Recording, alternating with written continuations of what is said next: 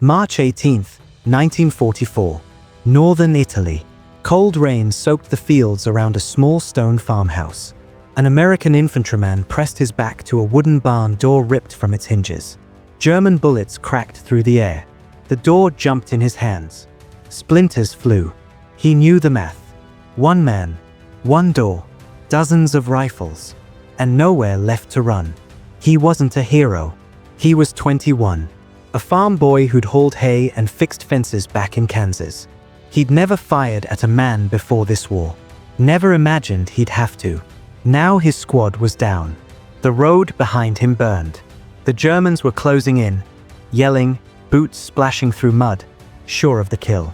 The door shook again. Another hit. Then another. He felt the wood bite his shoulder. The impact rattled through his bones. He didn't drop it. He couldn't. If stories like this get your heart racing, real quick, hit subscribe.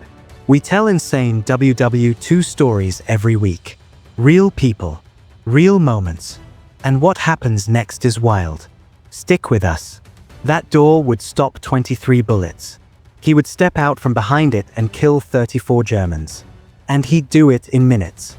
This is the story of how a farm boy turned a barn door into a shield and changed a fight no one thought he'd survive. The plan had been simple. Push up the road. Clear the farmhouse. Hold until armor arrived. The maps said the area was light. Intelligence said it would be easy. The radios lied. German troops had dug in overnight, anticipating the advance. Machine guns covered the road from 3 angles. Mortars walked the fields with precision. The first burst cut down the lead team before they even knew what hit them. The second pinned the rest. Smoke drifted low across the wet ground. The rain kept falling. Orders broke apart in the noise and confusion. When the machine gun opened up, everything fell apart fast. The squad tried to pull back to the tree line. A shell hit the ditch where 3 men had taken cover. 2 men went down instantly. Another froze, paralyzed by fear and the suddenness of it all. The farm boy ran for cover and found the barn at the edge of the property. The door hung loose on one hinge, thick oak planks, iron bands still bolted across it. Heavy, solid, built to last generations. He ripped it free as bullets tore into the wall above his head. Wood dust and stone chips rained down. He didn't think. He just moved. He braced the door in front of him and felt the first impact hit like a fist to the chest. Thud, thud, thud. Each strike rang through his arms, up to his shoulders. The vibrations made his teeth ache. Wood cracked. Iron screamed under the strain. He crouched low, heart pounding so hard he could hear it over the gunfire, breath short and ragged. He could hear the Germans now. Close. Too close. Confident. They'd seen men break before. They'd seen terror win. They thought this one would too. This was the moment. The choice. Stay put behind cover and get cut down when they flanked him. Or move forward and draw fire. The door wasn't meant for this. It was heavy, awkward, unbalanced. But it was something. It was thick oak and iron. It was a chance. He counted his grenades. 2. He checked his rifle. Full mag 30 rounds. He wiped rain from his eyes with a muddy hand. Then he stepped out into hell. The first burst hit the door dead center. The wood held. Splinters sprayed his face, cutting his cheek. He tasted blood. He pushed forward anyway, leaning into the weight. 3 steps. 4. Each one felt like walking through water. He dropped to a knee and fired through the gap at the door's edge. Short, controlled shots. Clean. Muscle memory from training. A German fell backwards. Another turned, surprised. He threw a grenade in a high arc. It popped behind the stone wall where they'd set up. Screams followed. Then silence from that position. He advanced again, using the door like a battering ram of protection. The door took more hits. He could feel each one. One round punched through the weakened edge and grazed his left arm. Hot pain. He grunted and kept moving, switching his grip. The machine gun shifted, trying to find an angle. He angled the door instinctively and rushed forward. 10 yards. 5. Close enough to see their faces now. He tossed the second grenade underhand and dove hard to the right. The blast lifted dirt and smoke and something else. When he came up, ears ringing, the gun was silent. The crew wasn't moving. He didn't stop. He couldn't afford to. Momentum was everything now. Germans were running now, trying to flank him through the orchard on the right side of the farmhouse. Apple trees in neat rows. He leaned the door against a gnarled trunk and fired from the hip as they came through. The recoil kicked hard. The rain soaked through his jacket, cold against his skin. He reloaded fast, fingers working on instinct. Fired again. Men dropped between the trees. Others froze, caught in the open. Some raised hands. He kept his eyes moving, scanning for threats. Bullets kept hitting the door where it stood propped against the tree. 23 times in all. Later, they'd count the holes and dents and marvel at it. Later. Right now, he moved from cover to cover, using walls, trees, the corner of the barn, shadows. Anything.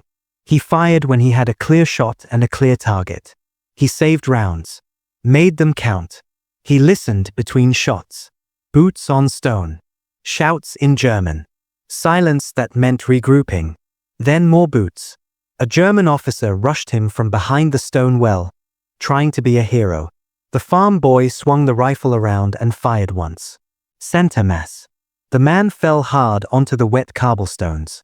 Another soldier tried to drag him back to safety. 2 more shots. Both dropped. The orchard went quiet except for the rain.